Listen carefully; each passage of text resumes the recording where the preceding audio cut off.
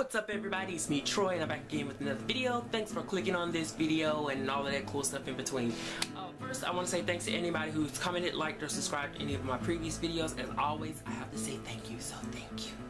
Thank you so much. I also want to extend that thanks to Frenchiedee or Dee at Frenchiedee's channel, and also Janie at Bookworms Buddy. Thank you guys for the recent shout out slash tag mention slash I don't know, all that cool stuff in between. So basically this is just a total September wrap up, even though I kind of want to give this a cool title like Mothers and Murders, because that seemed like that's what I was reading this month. This summer, I don't know about you, but I was like reading books so slow and child, I don't know, just like I was just muggy in the face when it came to this summer reading. But I wanted to pick up in September on my reading, getting back to reading regularly and every day. And the first book that I used to break myself out of a summer reading slump that wasn't really a summer reading slump, but it was feeling like I was reading some books a little bit too damn slow, was Octavia Butler's Bloodchild. Octavia Butler is an African-American science fiction writer. She recently passed away in 2006, so it's been a while since she's departed from the physical plane. Girl, what is he talking about? Bloodchild was first released in 1995, and then the digital edition came up, like, I think in 2003, but the point is that there's included 2 extra short stories at the end, because it's a collection of her 7 short stories by Octavia Butler and 2 essays. And as always, Octavia Butler, and I'm gonna say this, and I mean this in the nicest sense possible, Octavia Butler stories make me sick to my stomach. Not lying. I'm either ill to my stomach, they make me claustrophobic, they make me itchy, they make me think, they make me generally just, they suffocate me. And what I mean by that is that she often writes stories featuring humans and aliens, and in some part the aliens and human are relying upon one another, so there's a give and take. I can feel the constraint of freedom that comes from her characters, and it's very unsettling to me, but I do enjoy her work like 100%.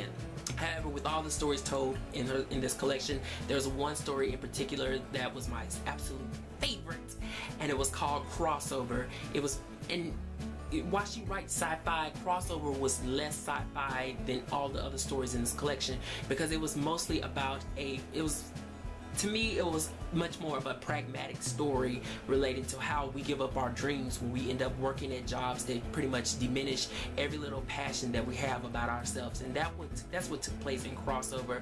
A woman, she had her passions, she had her dreams, she had to work in a factory. That factory was slowly chipping away at her dreams and her passions. It made her become an alcoholic. It made her start to hallucinate seeing her ex-boyfriend out of prison, and she contemplated suicide, and I'm not going to give away the rest of the story, so that is it.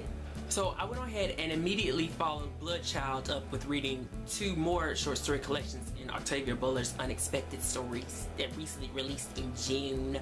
Her editor, I was going to say Waffle House, but Writer's House. Waffle House. Her editor at Writer's House found these short stories and released these back in June, like I just said. But anyway, they were pretty good except one. The first story I really did not get into. Thing is that when I read an Octavia Butler book, I'm not so much reading to be sort of in the mindset of the alien beings that she frequently uses in her stories. I'm more looking to be into the mindset of the human being. And the first stories was really just about alien beings, and I was just like, I don't understand your vocabulary, and I'm not trying to feel what you're trying to say because you is not human, and I can't relate to what you're trying to say. And that's all she wrote. Because I never read my books on my Kindle, and I was enjoying myself so much, I decided to follow reading Octavia Butler up with Oprah's What I Know For Sure. What I know for sure, my darling, is that this was a pretty good book. I like Oprah. She's cool to me. I need some kind of comfort reading outside of fiction, so this came out right on time. I just sat down and read it. If you have a cup of tea, which I really don't drink tea unless it has some medicinal properties to it, like a detox tea. If you're drinking your tea, this is a perfect book to read with it. Like I said, it's comforting. What this basically is a collection of Oprah's What I Know For Sure essays that she features in her old magazines, since they just kind of collected them all together with some of them. They were very insightful, very inspiring. I'm always inspired by Oprah. I will say that there was some editorial problems with me, and it really isn't that deep, but on one essay she was talking about eat the cake, If you see a piece of cake on the table, go ahead and pick it up and eat it and save the rest for another day. And then the next essay, she was talking about losing weight. I was like, girl, I don't know what's going on. Who is the editor-in-chief of your damn magazine or your book? Do this. I don't know where to put this book. This is book number 34 in J.D. Robb's police procedural, futuristic, sci-fi, speculative fiction mystery series. I have to say, oh yeah, suspense and romance too. I forgot about that because that, yeah, that suspense and romance is why people be reading these series, except for me. Yeah, I don't care for that. But the point that I'm trying to make about this series is that I stopped reading the series 2 years ago, and I am enthused to be back.